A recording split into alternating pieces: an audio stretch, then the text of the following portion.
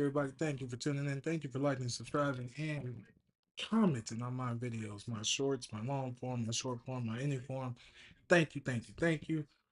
Welcome back to the channel. And like I said, like, comment, and subscribe. If I can get to, not if I can, when I can, get to 3,000 subscribers, I will give away some Pokemon products. This is a reaction channel, and I also love Pokemon. I also love shoes, so wear a size 11, 10, and 11. Depends on the shoe. Yeah, so we're back. And I am going to be reacting to the grocery prices in America as they are fucking ridiculous, sickly high, and outrageously, disturbingly pricey. Let's get to it.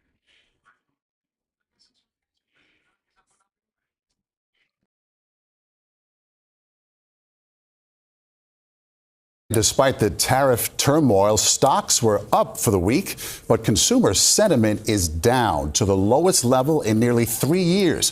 One reason, according to a survey from the University of Michigan, fear of inflation is at its highest point since 1981. Nancy Chen checked back with a grocer to see how business is going. For Stu Leonard Jr., the word import now means a whole new layer of work at its Northeast chain of grocery stores. A lot of our cheeses are imported from France and even Italy with Reggiano Parmesan. We spoke to the CEO 2 months ago when President Trump's first China tariffs went into effect. It's a wild, wild west out there. And we met him again this week to find out how his business is coping. When we talked 2 months ago, you said at that point you were preparing for tariffs. How have those preparations gone? Well, I think what it is you stay in, maybe not in a daily contact with your suppliers, but hourly. Grocery prices have surged nearly 30% in the last 5 years. And Yale University researchers warned yesterday that tariffs could drive up food prices another 2.5%. I think it's impacting the food industry overall. As a consumer, how could my grocery shopping experience change? You might have to switch from some foreign-made products to U.S.-made products. If brie cheese, maybe you'll go to U.S.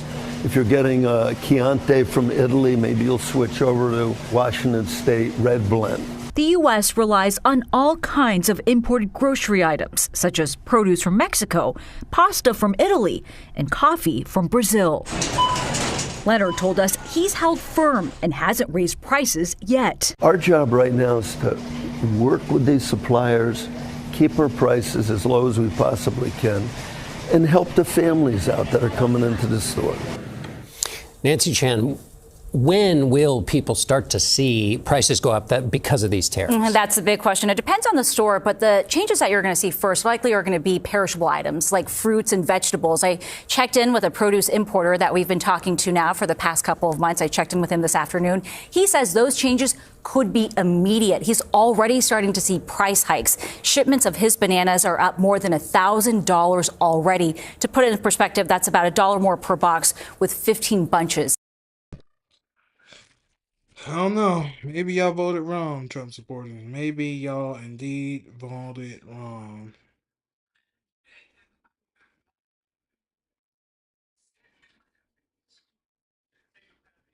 Let's see what else we could find as far as grocery prices in the USA.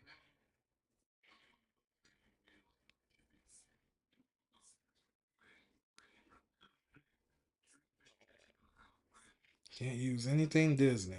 Remember that, YouTube streamers. Can't use nothing Disney because they do not like y'all. I just used something Disney. I just thought about that.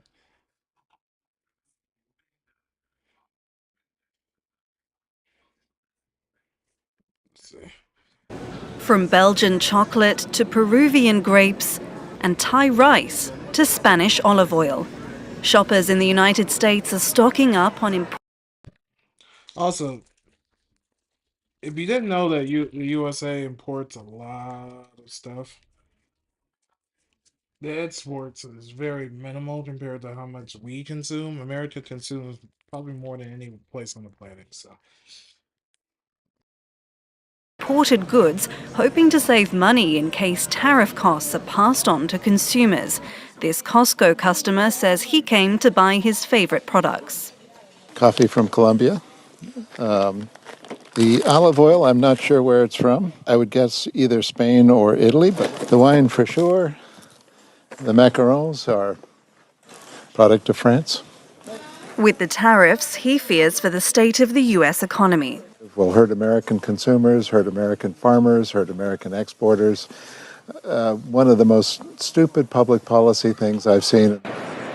In this shopping center, people have also come to buy. Also, Trump is going to make this to where you cannot vote and you cannot speak against him. So get ready. America has already been a republic, but this is going to be a dictatorship, authoritarian republic.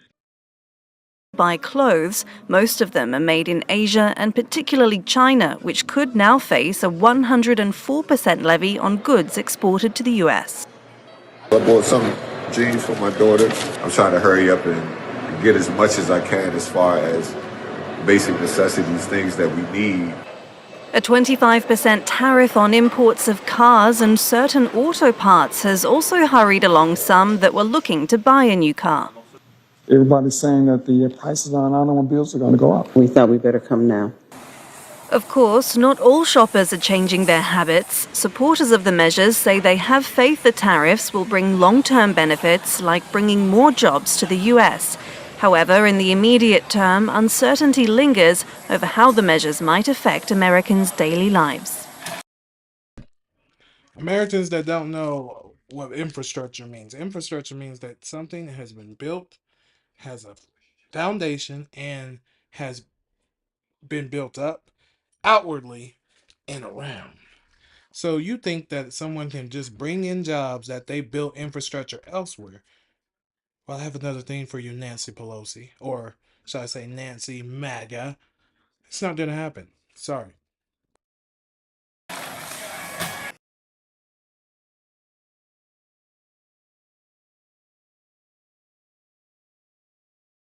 Do you want to know where to invest $1,000 right now? Well, forget about AI, quantum computing, electric vehicles, crypto. Toyota just put in $50 million into your company, and Daimler also invested $57 million. What are these big car makers learning from Tesla? Elon Musk just got blindsided, and not by a startup, but by the one company he never saw coming. Toyota just humiliated Elon in a way no one expected, and what followed behind the scenes. Let's just say, Elon completely lost it. This wasn't a simple announcement or a flashy reveal, it was a direct shot across the bow. Last time they drove an electric car was probably a golf cart, or maybe a milk float. A milk float. A quiet giant finally roared, and the fallout is sending shockwaves through both the EV and space industries. If you thought the rivalry between Tesla and traditional automakers was over, think again. What Toyota just did changes everything, and Elon's reaction says it all. Tesla's grip is slipping.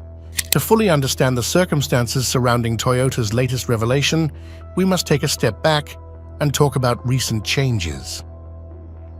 For years, Tesla has worn the crown. It wasn't just an electric car company, it was the electric car company. Elon Musk didn't just build EVs, he built a brand so bold it rewrote the rules of the entire automotive industry. Traditional automakers? Musk dismissed them as outdated relics, and to be fair, for a while, he wasn't wrong. Most were stuck in neutral, while Tesla sped past with over-the-air updates, self-driving tech, and futuristic factories that looked more like tech labs than assembly lines. But lately, something shifted. Tesla is still a major player, no question. But the air around the throne is getting thinner. Its once clear path to dominance is now cluttered with roadblocks, many of which Musk didn't see coming. Price wars in China, supply chain hiccups, growing investor unease, and rising competition from both EV startups and legacy giants, it's all adding up. And while Musk juggles SpaceX, Neuralink, and X, formerly Twitter, his competitors have been quietly closing the gap. Tesla's margins have taken a hit as the company slashed prices globally to stay competitive. That once premium image? It's starting to look a bit more mass market. The Cybertruck was supposed to be a game changer, but production delays and lukewarm reception have left some fans wondering if the magic is fading. And behind the scenes, there's pressure from shareholders, from regulators, from rivals who aren't just copying Tesla's playbook, they're writing their own. But maybe the most surprising twist in all of this, it's who's making the boldest move right now. Because while the spotlight has mostly been on flashy startups and Chinese EV brands, there's been a slow-moving giant in the background. A company known for reliability, not rebellion, consistency, not chaos. And now, that company is stepping forward. Toyota. Yes, that Toyota, the one critics said, was dragging its feet on EVs.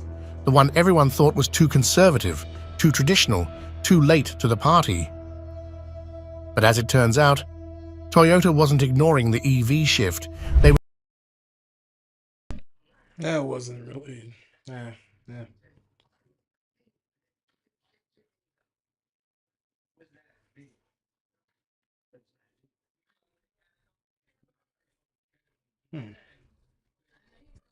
All new tonight at 6, Ohioans, well, will be paying more for Easter dinner this year. The price of eggs, ham, and desserts, well, they're all up, and you've probably noticed. But tonight, 10 TV is helping you save money. 10 TV's Kevin Landers shops around the grocery stores so you don't have to break the bank this year. Everyone is watching their budgets these days, and with Easter just around the corner, we went to area grocery stores to save you money. Let's see how much your Easter dinner will cost you.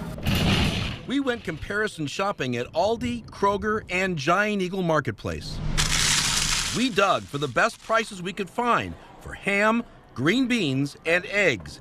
Many shoppers told us eggs were off the grocery list this year. I'm skipping eggs. We usually dye eggs, but not this year, just because they're so expensive. We're not doing eggs this year. We're just going to do the plastic eggs with the candy inside. Let's shop for ham. At Aldi, an 8-pound ham from Appleton will cost you $17.67. At Giant Eagle Marketplace, an 8-pound ham from Sugardale was $16.04. We couldn't find an 8-pound ham at Kroger, but a nearly 6-pound ham from Sugardale rang up at $10.40. Ham is so expensive. Moving on to eggs, a dozen will cost you $4.99 at Kroger. Aldi was less expensive at $4.47. At Giant Eagle Marketplace was the least expensive at $3.99 a dozen. In our search for low-priced canned green beans, we found Giant Eagle Marketplace selling 4 cans for $5 or $1.25 per can. Kroger at $1 a can, but Aldi was the clear winner at 68 cents a can. Ruth Massman says this year's Easter dinner is costing her more. Maybe under $100 for 30 people. What would that have cost you last year? Do you remember? Less, probably 25 less. As shoppers search the grocery aisle looking for food deals, comparison shopping and coupons, Yes, definitely digital coupons. may help you find a deal and help ensure your Easter dinner won't crush your wallet. Kevin Landers, 10 TV News. Why people are ordering from third-party delivery apps, because third-party delivery apps provide experiences which are so much more convenient than having to find that restaurant's website, then click on order now every time, then sign in with a username and password each time. How will you... Easter weekend is a special time, of course, for family and friends, and this year it's costing more to celebrate, from flights to gallons of gas to the high cost of eggs that everybody's been talking about. Your dollar did not take you as far this year. News 6's Laverne McGee checks in with families about it. I spent some time at a local shopping plaza where people were picking up last-minute items for the holiday. Many of them told me they think prices are simply too high. The prices have gone skyrocket. Wanda Marks showed me her receipt after a trip to her local grocery store in southwest Orlando. Dog food, cat food, drinks. It's well over $129. Every Easter, we have a play that the youth ministry puts on. Frederica Starr was buying a few things after leaving church and told me they've had to do more charity work this year. This past Saturday, we had a community outreach at the Lake Man Park, where we had food and games. Folks across the country are feeling the pinch this Easter. This past March, the Consumer Price Index, which measures changes in consumer prices, saw a 3% increase in food over the previous year. Easter is, of course, a popular time for eggs, and data for last month shows the average price of a dozen eggs hit a new record high of $6.23. That's compared to $5.90 in February 2025 and $2.99 in March of 2024. I met some families that normally go out of town staying here for the weekend. The Ritz-Carlton held their annual Easter egg hunt with lots of local families attending. Hey, do this one. We're doing our very best to just look at market pricing when we're pricing our products, but we do a good job of keeping things as affordable as possible. Wanda says she hopes things will be much better before next Easter. We definitely need a break in the economy. We need help. I mean, the government needs to do more. Laverne McGee, News 6. Love that Easter music. And speaking of which, now that it's officially here, many people are starting to realize that this is a holiday that just keeps getting more expensive. According to a survey by Wallet Hub, Americans are planning to spend around $24 billion on the holiday. That's about $189 per person. You see, America consumes, bro. America eats. I'm eating right now. America, land of the spending, home of the not free. $3.3 billion of that is being spent on candy alone, and the rest is going to food, gifts, clothing, flowers, and decorations, of course. And last year, we spent around $22.4 billion on Easter overall. Expected to spend more on Easter this year, according to a report from the National Retail Federation. Despite economic uncertainty, shoppers plan to spend $23.6 billion this Easter with a B, over $1 billion more than last year. Most of this spending is done on candy, which accounts for over $3 billion. America, I ain't buy no candy this time. I really don't buy candy anytime. But America really spends that much money on fucking. Oh, you just want to smash your head against some shit. And don't be surprised if those chocolate eggs cost more this year. The rise of cocoa has been, or the price of cocoa has been on the rise for several years now due to crop shortages from the droughts. Family gatherings. There are other things that are top of mind for many people as well. We have Easter team holiday coverage for you tonight. Meteorologist George Waldenberger has his eyes on the skies as rain showers are expected to return. But we start tonight with reporter Ryan Sims. And Ryan, beyond eggs, the cost of other Easter. Through Rula, it's easier to connect with a therapist who specializes in you. Tell us what's important. We have yet more updated evidence that you have more power as a consumer than you perhaps realize, because amidst recent boycotts, Target stores across the country have faced a significant drop in foot traffic, and it is hurting their stock. And all of this has come about because people came together and said, we don't like what Target is doing. It does not fit with our values. And so Placer.ai tracks and publishes foot traffic. They say that foot traffic in Target stores started to decline during the week of January 27th, and the trend continued over the next 2 months. So where did this come from? Well, Target's decision to cut back DEI once Donald Trump was sworn in attracted a wave of boycott threats from consumers who disagree with the change. For example, the retailer is currently facing a 40-day consumer boycott, which kicked off on March 5th. It also faced an economic blackout boycott on February 28th that was organized by the People's Union USA. That lasted 24 hours, and it wasn't just against Target. They also targeted Walmart and Amazon. And apparently in Target stores, foot traffic shrunk by 9% year over year. Specifically during the economic blackout, foot traffic dipped by 9.5% compared to March 1st of last year. And in March, they had recovered a little bit as some of these blackouts ended, but the foot traffic was still down 6.5%. And I just tell you one thing. I know the hoes that be like, oh, I went to Target and I bought a lot of shit because I didn't mean it. Them hoes ain't doing that no more. So you piss off the hoes too, Target. When you piss off the hoes, guess what? Money stop flowing. Because niggas only go to Target because there be bitches. There ain't no bitches at Target. I'm not going, nigga. I'm like seeing ass. I'm like seeing fucking white men and white women that don't got no ass. I like to see the ass. Where the bitches at? They at Target, nigga. You got me doing the Target and not seeing no hoes, nigga. I'm walking the fuck out, nigga. even if I need something, because I need to see the hoes. Scared shit. But you get what I'm saying. Target lost foot traffic because now you done lost the hoes. Now you done lost the overspenders. Ooh, it's getting spooky out here, bitch.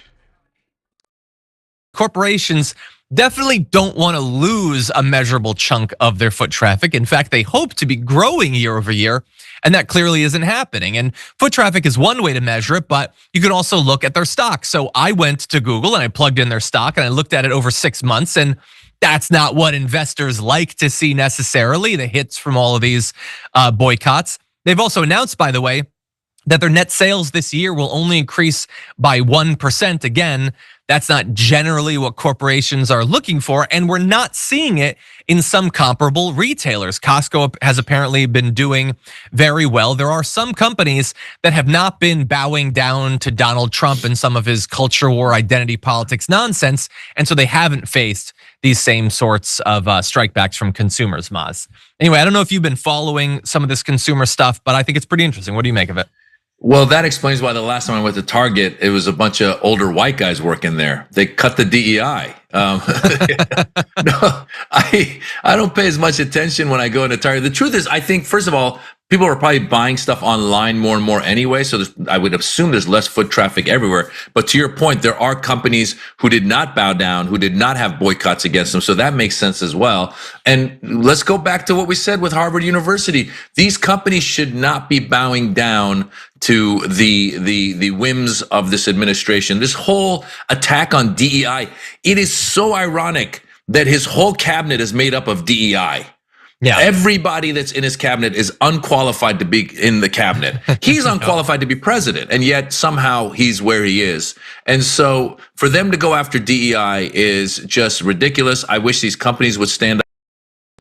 Donald Trump is where he is because white supremacy is a real thing, a drug, if you will, a parasite, if you will, and a religion, a cult, a practice, a machine, a tool, device, harbinger, destroyer, maker, creator. These are all words that you can sum up for white supremacy and use them in the proper context, and you know that white supremacy is something that is not good for you or me. I didn't mean to rap there. Sorry about that. Up the same way Harvard did and realize that it is going to hurt your bottom line. Yeah. I really hope so. And I agree. It was unacceptable that they would consider, like, if someone's life experience or where they were born or whatever, but like Trump seeing someone on TV is all the qualification you require.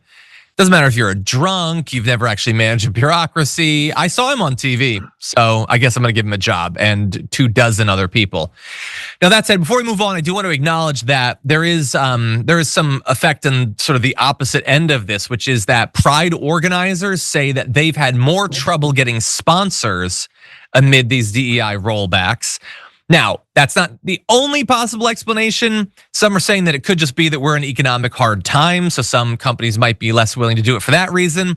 But it's hard to imagine that there isn't an effective fear that the Trump administration will target them. I mean, a big corporation sponsoring a Pride, float or whatever, that could literally get them mentioned in a cabinet meeting. That could get Fox News to start doing segments on them.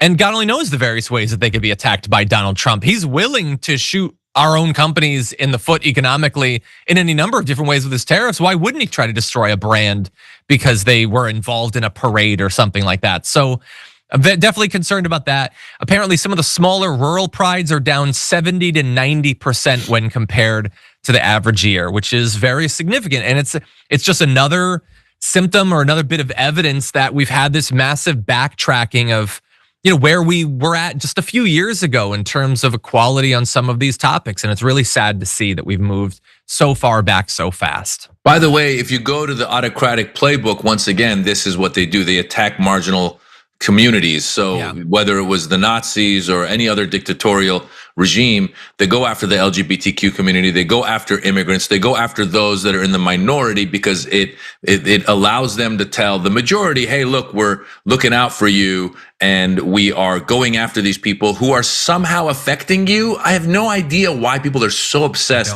with the LGBTQ community. It's like, live and let live, dude. Live and let live. Well, yesterday, I made a sandwich. It was looking great. I had ham, I had turkey, I had lettuce, I had mayonnaise, and I was about to take the first bite, and a trans person leaned in my window and slapped it out of my hand. I was gonna eat that, man. Anyway, That's what no, they I do. have no idea. They don't have that. They don't have to make the case. They just say these people are different than you. That's what you get for living next to Caitlyn Jenner. Exactly. I really need to move.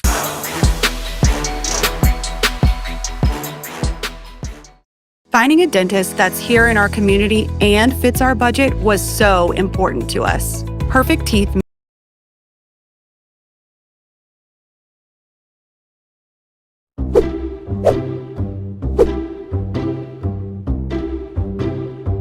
We have previously reported on the massive damaging cuts of Elon Musk and his little doggy boys, and the damage is done in a lot of different areas. And there are a few areas where it can be more damaging than in the area of Social Security and the associated push to privatize it, by the way. And so we've already had him asserting fraud that doesn't exist, clawing back money out of people's accounts, not just denying them checks that they are owed, but stealing money out of their accounts, for which there should be legal ramifications, but haven't yet been. But the damage actually goes beyond just that.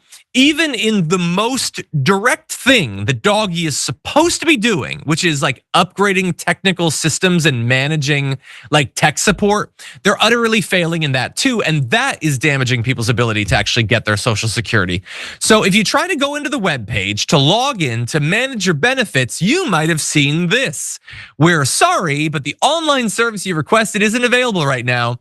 We apologize for the inconvenience. See, the Social Security website has been crashing, and we now know why, and we're going to tell you why. But I just want to say that if you're dealing with a need to manage, change something about your Social Security, an inability to do that really almost by definition can't be just inconvenient. It's kind of crucial for the people who rely on Social Security. It's not a small thing, it's kind of huge. But anyway, here's why it failed, and it's pretty comical. The website has crashed repeatedly in recent weeks, with outages lasting anywhere from 20 minutes to almost a day. Even when the site is back online, many customers have not been able to sign into their. I hate you all so much. I hate you all so much. Accounts or have logged in only to find information missing. That's ominous. For others, access to the system has been slow, requiring repeated tries to get in, which is admittedly a difficult process to get through, or even understand. If you're elderly, which many of the people getting these benefits will be, they're not great at the tech support stuff. But it's not just them. It's also Doggy that's not great at this stuff. Many of these outages appear to have been caused by an expanded fraud check system imposed by the Doggy team, according to current and former officials. So these enhanced fraud checks are now done earlier in the claims process and have resulted in a boost to the volume of customers who have to pass their checks. And apparently, the technology staff at Doggy did not test the new software against the high volume of users to see if the servers would actually be able to handle this new needless rush of people to it. And so it's just particularly funny because they're supposed to be geniuses, wunderkinds when it comes to tech support and all that. Remember, that's why you're not supposed to worry about the fact that they're only like 18 years old or whatever. They know tech, man. They know code. And so does Elon Musk. He even has it on his shirt. He's so good at tech support. And you can't lie about that. You can't put something on your shirt if you're not great at it. And so anyway, like, to root out fraud that they haven't shown actually exists, they once again damage the actual functioning of the system and deny people access to managing the benefits so that they are owed for a lifetime of labor. This stuff collectively, Yaz, has got to be so utterly frustrating to the not just elderly, but mostly elderly people that need to access this. Many of them, by the way, Republicans, many of them voted for Donald Trump. They might even like Elon. People only like Elon Musk because he's super rich and they want to be that. So Americans are gullible and stupid in that part, where if you come at them with money, they'll be like, "Oh my God, that's because we put money over culture." If culture was the primal thing in this country, money wouldn't be so pivotal. Pivotal. It's just stupidity. Elon Musk, but they're continually running up against his desire to make Social Security just grind to a halt. What do you think? Yeah, Elon Musk, as he said, is the tech support guy. He's a coder, he's an engineer, or like whatever his like overly branded persona wants you to believe that he is, but he's not really any of those things. And this is what's so frustrating. He is heading up the Department of Government Efficiency, right? But he doesn't he's doing this because he doesn't like how inefficient the government is. That's the meme, right? Like government is miserable and inefficient. I've been saying this for years, which is a weird thing for me to have been saying for so long, but I have been. But that was a joke that Elon was supposed to make less of a joke. He was supposed to make government less inefficient, but government has often been able to claim inefficiency because updating all of our systems and streamlining all of our processes has always been said to be too expensive. So they just haven't done it in a really long time. That's why so many of our government buildings are old and decrepit. That's why so many of their systems that they're running on, the computers that they're using are old and obsolete. That is why our government runs so slowly. That's what they've been able to say. And then you have things like the rollout of the Affordable Care Act. Whenever all that happened and it crashed the computer system because there was too many people trying to use it and the system couldn't keep up. That was also, you could argue, was government inefficiency or bad coders or whatever. The system couldn't handle that level of traffic. So this is a common thing that the American people are kind of used to dealing with. But now whenever it's happening, it's not acceptable. This is a website and a program that had actually been working, right? This is something that was working the way it was supposed to be working. People were getting their checks. People were able to log on and see all their information, all of their account information, see what's coming, what isn't. Now it's breaking, right? That is the opposite of what Elon Musk is supposed to be doing with all of his genius coders, all these 19-year-olds who he. People will literally go against this. I think Americans really just hate themselves because they'll just go against their own. They'll let people just take.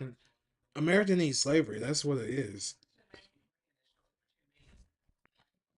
He hired, who are apparently these genius teenagers who know how to fix the government, the things that are, as you said, they haven't been able to prove, things that aren't working, things that are fraudulent, things that are inefficient. So here we are. I think they're using all of the existing lack of trust in government systems that a lot of the American people already have, and they're hiding behind that. And they're also weaponizing people's incompetence. They know that a lot of the people who are relying on things like Social Security are older people. And so they're making it more difficult, giving them more hoops to jump through in order to just gain access to the things that they already had access to before. Something that, again, was not broken. This thing was working the way it was supposed to for so many people for so many years. And so now they're breaking it and they're acting like, oh, what are you going to do?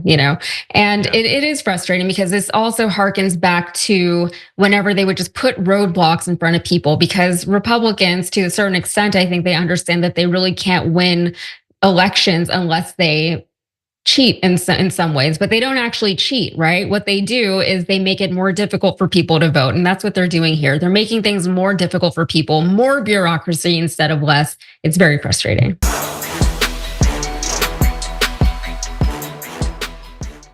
It's hard to put into words the horrors that we've witnessed every day during our time here.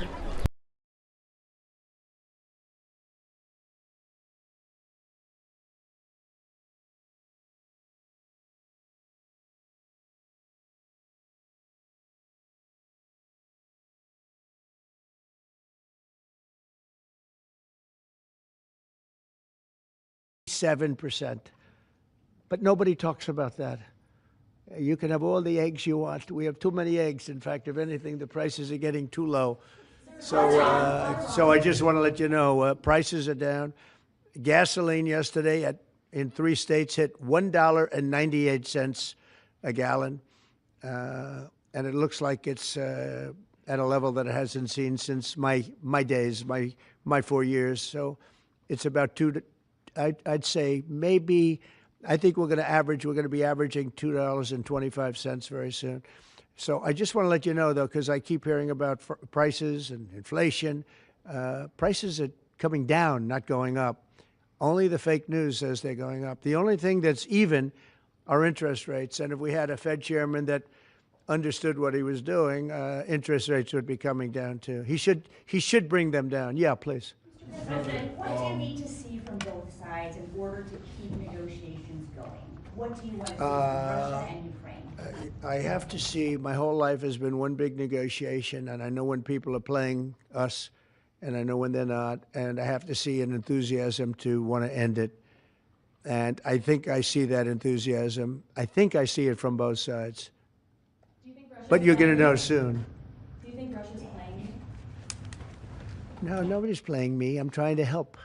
You know, this was Biden's war. By the way, by me getting involved, you know, they'll say, oh, Trump. This is not Trump's war. This is Biden. This is a war that should have never happened. Okay? Think of it. Those cities are crushed and crashed, and all those beautiful steeples, the most beautiful in the world, actually considered the most beautiful in the world, most of them are now smashed to smithereens, as they say, and lying on the ground in a million pieces. Those towns are crushed, the whole place. It's so horrible. And millions of people are dead, far more than you think. That's one thing you're going to get out of this war. You're going to find out that your estimates are far lower than, it's far worse than people think. Nobody's playing anybody. We are going to see if we can get it done. I think we have a really good chance of getting it done, and it's coming to a head right now. Support Ukraine militarily. Say it. If you do decide to move on and take it past, Mr. President, would you then continue to support Ukraine? Well, I'm not going to say that because I think we're going to get it done. There's a group of Venezuelan men down in Texas who have been alerted that they are soon going to be deported under the Alien Enemies Act. Have you authorized that operation? I don't know about the group you're talking about, but if they're bad people, I would certainly authorize it, yeah. You know, I won an election in a landslide. We won all 7 swing states. We won by millions of votes. We won 2,750 districts to 505 districts, 2,750 to 5. That's why the map, when you look at it, is all red. And one of the biggest reason, I think the biggest single reason, actually, I'd like to say it's because of this, because I think they're going to come up with things that are incredible. But probably the biggest reason was because of the border and because of illegal immigration. And the people of this country want those people out. Because what Biden did, and I don't know if he did it, I'm not even sure he knows what the hell he was doing, but what his people did, representing. No, this nigga's crazy. I don't even think he knew what he was doing. That motherfucker was stupid. Senile. Dementia. Him was allow millions and millions of people from jails, from prisons all over the world, people from mental institutions and insane asylums, gang members, drug dealers, pouring into our place. And you know what? Our people voted for me to get them out. They want them out. They want them out. And we've done a hell of a job. And by the way, Ecuador and various places, but El Salvador, we've been helped by a lot of other states where they're helping us, actually, because you couldn't look. What this man was thinking when they allowed open borders and people to come in, if you look at Venezuela, their crime is down by 72%. You know why? They took all their criminals off the street. They took all their prisoners from jail. They took murders. 11,088 murderers were released into our country. Bad things are going to happen. Bad things. And we're getting them out. And that's why I was elected. A judge wasn't elected to do that. I was elected to do that. And we're doing it in record fashion. We have the safest border, the most secure border we've ever had. See the Declaration of Independence? You should all read that before you leave. That's the real deal. You should all read it before you leave. Yeah. Sir, go ahead, please. Photos have emerged of Senator Van Hollen sipping what appears to be margaritas with Ringo Garcia down in El Salvador. Do you encourage other Democrats to fly down to El Salvador to meet with this illegal alien who's an accused white? I like this guy. See, now this is the kind of a reporter we like. There aren't enough of them. We got to get some more of them. But no, I appreciate that question. No, look, he's a fake. I know him. I know them all. They're all fake. And they have no interest in that prisoner. That prisoner's record is unbelievably bad. If you would go into the room, you might, if you would, Caroline, maybe go into the room and see if you can find that little slip. I wrote some things down. I don't know why you'd want to keep them, but I just we got a little biography of him. Not a very innocent guy. Yeah, please. Not a very innocent guy. Mr. President, in the spirit of Easter Sunday. While we're on the subject, right? So you're talking about Abrego Garcia. Is that the one? Yeah. Is an illegal alien MS-13 gang member and foreign terrorist. This comes out of the State Department and very legitimate sources. I mean, I assume I'm just giving you what they handed to me, but this was supposed to be certified stuff. In 2019, Garcia was issued a deportation order. 2 separate judges affirmed Garcia was a member of MS-13, which is a gang that may be even worse than Tren de Aragua, and maybe worse. They kill people with knives because it's more painful. Very famous for the knifing and killing of 2 young 16-year-old girls walking to school one day, and they sliced them up into little pieces and killed them. That's MS-13. And 2 separate judges affirmed Garcia was a member of MS-13. When Garcia was originally arrested, he was wearing a sweatshirt with rolls of money pouring out, an MS-13 gang symbol that he was driving with 2 other known violent MS-13 gang members, 2 of the most violent members that we know of in the MS-13 gang of thugs. In 2022, Garcia was stopped by the Tennessee Highway found to be transporting 7 people from Texas to Maryland, and he had no driver's license. He was driving violently. In 2020 and 2021, Garcia's wife filed for a protective order from him and said he was violent and abusive and really scary, including allegations that he punched and scratched her on the eye, left her bleeding after throwing her laptop on the floor at her, ripped her shirt, and ripped off her shorts. He then grabbed her arm, leaving very severe marks. Garcia's wife also wrote in court, "At this point, I am afraid to be close to him. I just don't want to be close. I have multiple photos and videos, how violent he can be, and all of the bruises that he's left on me." She just couldn't get anywhere near him. This is the man that the Democrats are wanting us to fly back from El Salvador to be a happily ensconced member of the USA family.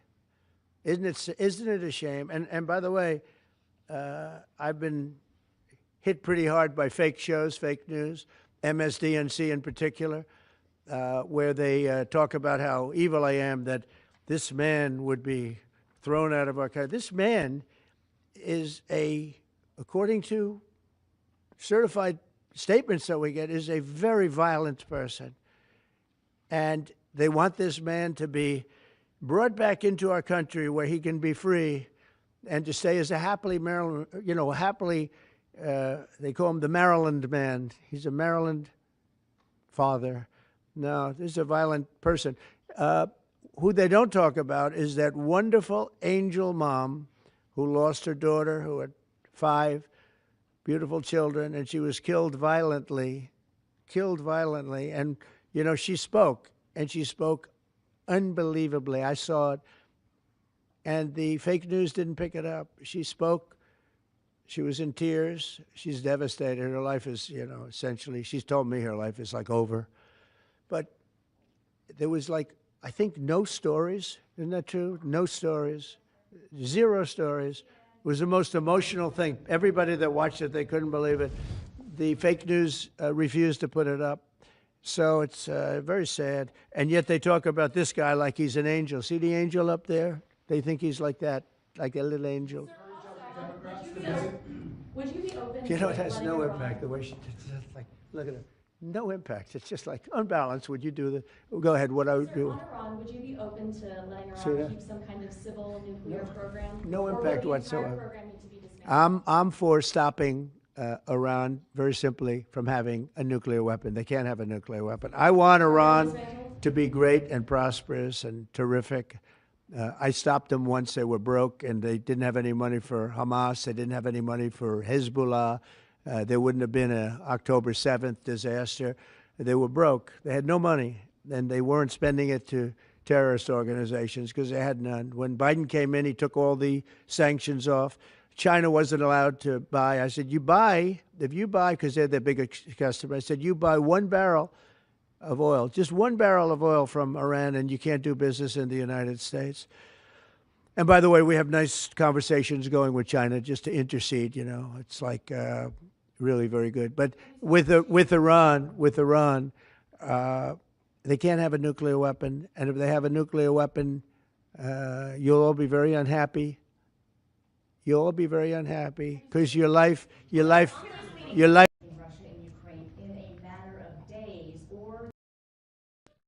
Did anyone else notice that? Or is that just me? You will just move on. Yeah, very shortly. How many days is that? No specific number of days, but quickly. We want to get it done. We're talking about here people dying. We're talking about over there people are dying also, like on average 2,500 young people, soldiers. They're not from America. They're not from anywhere else other than Ukraine and Russia. But we want to save these lives. So it's 2,500 a week are being killed in battle. It's a vicious battle with the best equipment, the best everything, and it is brutal. 2,500 young people a week. Some of them not so young, actually. They're getting older. They're getting older by the month. But 2,500 a week. All right, this nigga might be. Hey, he said they're not old. They get older by the month. Dog. How did they take this? How did they have a straight face through that? I would have. I'm walking out. This nigga's crazy. And we're going to get it stopped ideally. Now, if for some reason one of the two parties makes it very difficult, we're just going to say you're foolish, you're fools, you're horrible people, and we're going to just take a pass. But hopefully we won't have to do that. Now, Marco's right in saying it. We want to see it end.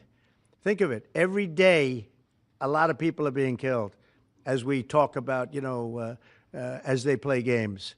So we're not gonna take that, and we'll see. I think we have a good chance of solving the problem. However, yeah. Are you prepared to walk away completely from these efforts and these talks? Well, I don't want to say that, but we want to see it end. We want to see it end. Yeah. Is Vladimir Putin stalling, in your view, Mr. President? I hope not. We're going to let you know about that soon if he is, but I hope not. He's got a big force out there, big force. It's a war that should have never happened. It would have never happened if I was president. That's a war, and it didn't happen for 4 years.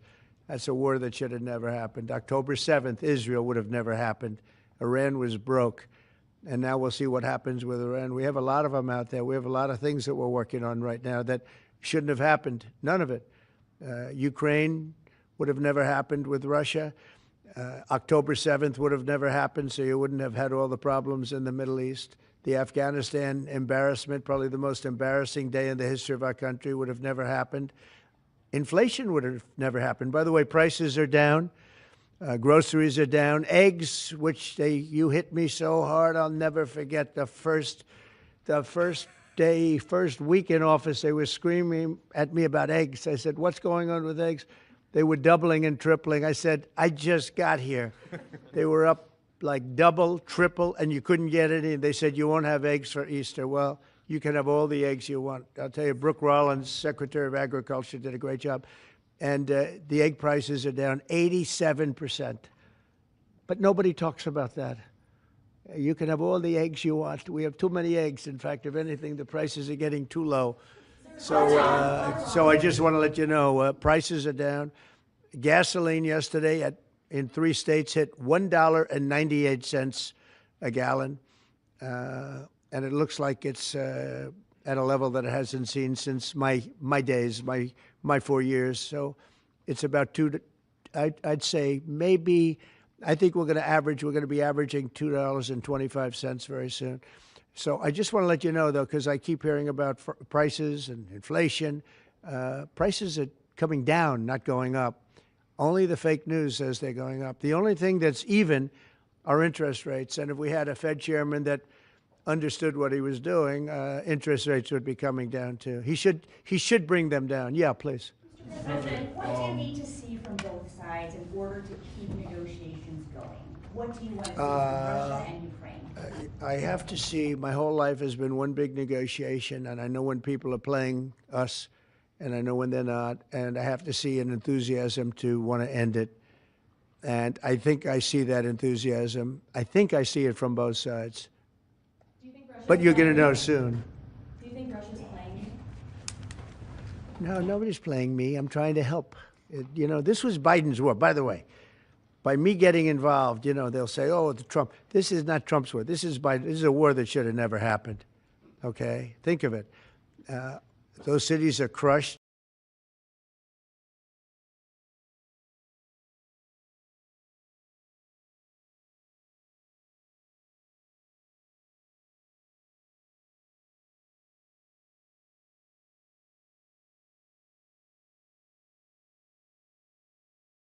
Do you think the U.S. should back off on China trade sanctions? Do you think the restrictions are effective? Well, we have to defer all of the policy making to the administration. They understand that the balancing national security versus the prosperity of American technology all over the world. We're exporting American technology, which is really terrific for the United States, that the world is built on on American standards. NVIDIA is an American company, and our government and the administration would love to see us succeed. And so finding the right balance is very difficult to do, but they're doing a wonderful job. Do you think the U.S. should back off on China trade sanctions?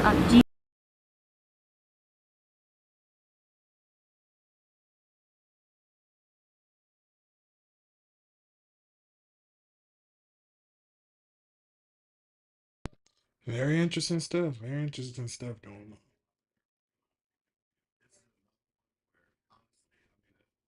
Let's see what this guy has to say. 最诡异的商业现象出现了，武汉1400万人口。The strangest business phenomenon has occurred. Wuhan, with its 14 million people, has suddenly stopped eating out. Restaurant owners say no one is coming to dine anymore. Everyone is buying groceries and cooking at home. Market vendors say shoppers are now ordering through delivery platforms. Delivery drivers are crying, saying their orders have dropped significantly. In the end, the conclusion is clear. Everyone is trying to lose weight. Some say that people in the city have all gone back to their hometowns, but those in the hometowns say that malls are so empty they could film a ghost movie. What's even stranger is that this scene is happening in every city across the country. Data from a platform shows that the frequency of dining consumption nationwide has dropped by 36.8%, while the corresponding household grocery purchases have only increased by 5.7%. This math problem is starting to feel more and more terrifying. So, where have the consumers gone? What are they eating now? The responses online are heartbreaking. I only eat one meal a day, and I cook it myself. Spending money should be minimized. Eat less. Breathe more air. Is this the only thing that doesn't cost anything for now? Now I can only afford one meal a day. No money. 你看上海这么豪华了不营业啊，大星期天的。 Even Shanghai's luxury pedestrian streets are completely empty on Sundays. Look, there's not a single person. If this were a third or fourth tier city, we could understand, but this is Shanghai, China's economic center. If China's 1.4 billion people can't stimulate consumer spending, who can tell me why? There's no one in the malls, no one on the streets, and no one in the pedestrian areas. Where did you all go? Everywhere feels lifeless, with no hustle and bustle. There's no sense of being in an international metropolis. People said, money is in the hands of the top 5%, while the rest of us have no money to spend. Those with money have billions, while those without are even hesitating over whether to add an egg to their bowl of noodles. The U.S. has imposed tariffs of up to 245% on Chinese imports, while China has levied a 125% tariff on U.S. goods. As a result, China's direct exports to the U.S. have nearly ceased. Many Chinese foreign trade companies, particularly those reliant on U.S. markets, face vanishing orders, factory shutdowns, and financial hardship, with widespread economic distress. Analysts attribute blocked external demand to China's non-compliance with international norms and insufficient domestic demand to structural economic issues. Unlike Western economies driven by consumption, China's limited purchasing power hampers growth. China's economic drivers, investment, exports, and consumption have weakened, with consumer spending declining significantly. The tariff measures initiated by Trump have worsened China's economic downturn and highlighted systemic challenges under Chinese governance, which authorities have obscured through misinformation. China expert Wang He stated, "The entire country of China is a sweatshop. The Chinese people produce massive amounts of goods, but they can't even consume them themselves. This is a huge irony and a tragedy for China." Trump's tariffs aim to underscore the prolonged economic suppression faced by Chinese citizens, urging self-reliance for change. Wang He notes that state media misrepresents U.S. actions as attacks on China rather than responses to Chinese policies, perpetuating a significant falsehood. Analysts suggest China's economy will continue to contract under multiple pressures. Persistent foreign policy missteps, interference in private enterprises, a distorted real estate market, and stringent pandemic controls have compounded economic challenges, weakening the ruling regime's stability. In China, there has always been a question. After joining the WTO, why does China insist on selling its products to the United States? Wouldn't it be better for Chinese people to consume the products they manufacture themselves?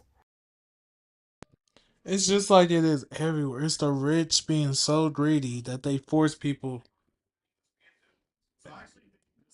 I don't know. This is weird, bro.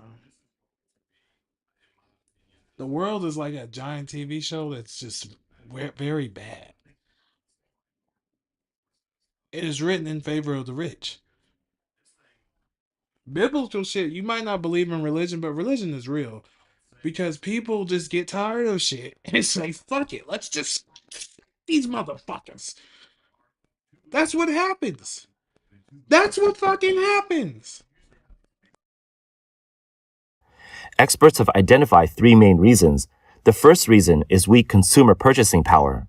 A senior researcher at the Stanford Center on China's Economy and Institutions, Xu Chenggang, has repeatedly mentioned in recent interviews that all of this stems from the CCP's totalitarian system.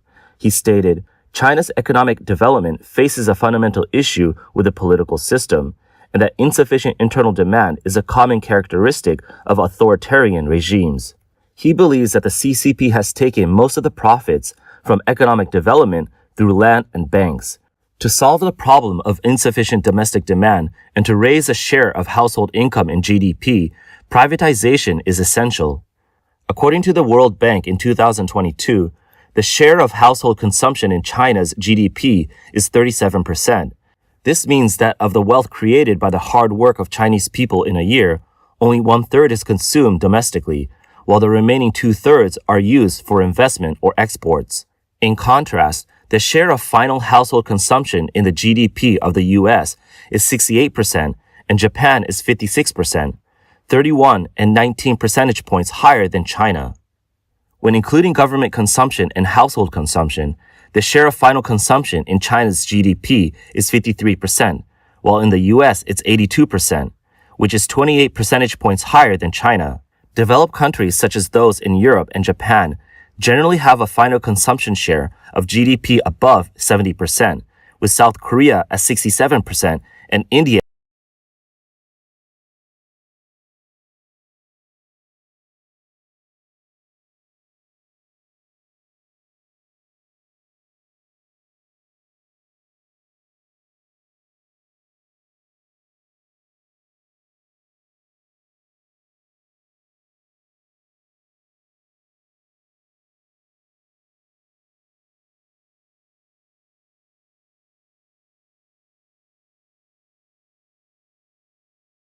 at 72%, all significantly higher than China. A Chinese vlogger further explained, using specific data, why Chinese people's consumption purchasing power is so low. 14亿人的中国为什么消费力不？ Why is the purchasing power of China's 1.4 billion people so low? Why do we always think about selling things to foreigners? Let me explain. There's a term called disposable income. In the past, I might have thought of earning 10,000 or 20,000 yuan a month was normal, but then I saw data from CICC statistics which show that only 8.5 million people in the entire country earn over 10,000 yuan a month, making up just over 0.6% of the population. For an average household, there are car loans and mortgages to pay, along with expenses for parents' healthcare, children's education, and more. These account for over 80% of the income, and this doesn't even include expenses like clothes, food, or weddings. Disposable income is incredibly limited. Now take Thailand as an example. In public hospitals, medical fees are capped at 30 Thai baht, which is about 6 yuan. Public education is completely free, and there's no need for a bride price when getting married. Every family can have land, and they can build their own houses. Although the average monthly income is only around 3,000 yuan, their disposable income is actually higher than the income of people in China earning 10,000 yuan a month. People commented, "It's extremely difficult for people in rural areas to even make 1,000 or 2,000 yuan." Some also sarcastically remarked, "Earn 10,000 yuan, but only have 1,000 yuan in disposable income. Does that mean 9,000 yuan is spent on consumption? It just shows that the less disposable income you have, the better." Hong Kong CEIC data reported that the share of personal consumption in China's household expenditures as a percentage of GDP was 37.7 in 2020, 38.2 in 2021, 37.4 in 2022, and 39.2% in 2023. In addition, the Chinese government's spending on welfare is far lower than that of other countries. According to the latest from the World Bank, in 2021, the Chinese government allocated only about 6% of GDP to services directly benefiting residents, such as healthcare and social security. China's welfare spending lags behind most of the BRICS countries, including Brazil and Russia, and is also lower than that of many other emerging and developed countries.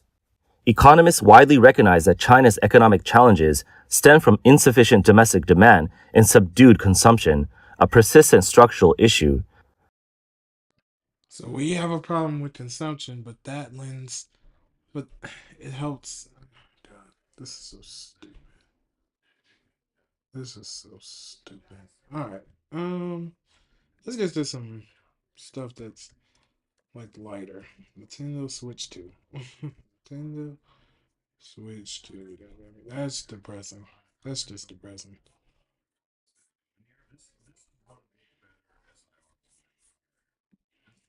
Pre Going back to consuming, because that shit was depressing. Sorry to depress y'all. That shit was depressing. Looking to save on internet and mobile? Get the best of both with Xfinity. Because now you can get Xfinity internet with unlimited mobile included, all for $40 a month for the first year. Plus, get free Wi-Fi equipment and unlimited internet data included for a year. Switch today. Xfinity. It's Pod's biggest sale in history. Save up to 30% on moving and storage until May 19th. And Didn't I tell you? Didn't I tell you my next video would be a positive one? Nintendo have just announced we can pre-order a Switch 2 in the US, all of those that have been waiting, April 24th, 2025. Well, obviously 2025. That would have sucked if it was any other year. I'm specifically talking to my fellow Americans right now because we also don't even know about Canada yet, but it's a pretty good bet that Canada will be the same day. It just hasn't been announced yet. And I'm sorry to Canada. I'm sorry. No, I shouldn't do it. I used to live there for 2 years. I'm sorry to Canada that you have to go through this because of America. All right, and there is good news. I think actually, in my opinion, considering the situation Nintendo is in, this is all good news. This is 100% good news for us as gamers and consumers living in the US, considering the current market that we are in. And I want to explain that and talk about that because the price of the actual console and Mario Kart and Donkey Kong have not increased due to tariffs. All the accessories have, and I want to talk about that, but the actual core important items, it seems like Nintendo are sinking the cost of those tariffs, which is actually nice, and I didn't expect that. Well, no, some positive news. That shit was so fucking mind draining. They can't. Why do people do this to other people? Humans are fucked up people, man. It is what it is. All right, everybody. Thank you. Love you. Thank you for subscribing. Please get me to 3,000 subscribers. 3K. And we will be giving away a Pokemon Journey Together ETB. 3,000 subscribers, Journey Together ETB. And it'll be a randomized select. So, y'all have a good one.